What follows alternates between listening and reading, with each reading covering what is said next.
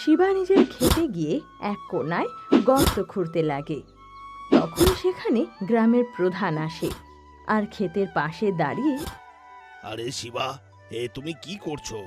এই অসময়ে আবার কি কাজ করছো? কিছুই না মালিক, আমি নিজের জমিতে ছোট পুকুর খুলছি। কাল যদি বৃষ্টি আসে তাহলে আমি এটা ভরার বিষয় ভাবছি। জমির মাঝে পুকুর কেন বানাচ্ছ? এখন আমাদের গ্রামের পুকুর থেকে তোমার জমিতে জল কি ঠিকঠাক আসছে না? তার উপর আবার বৃষ্টিও ভালোই হচ্ছে। তাহলে বলো, পুকুর কাটা কি খুবই দরকার? তোমার পাগলামিটা একটু বেশিই বেড়েছে। কিছুই না মালিক, এই পুকুরটি এখন আমরা নাও ব্যবহার করতে পারি, কিন্তু কাল কেমন হবে কেউই বলতে পারে না। আজকাল বৃষ্টি খুব ভালো হচ্ছে, তাই জন্য আমাদের গ্রামের পুকুর এই গরমের মধ্যে না শুকেও ভালো জল দিচ্ছে।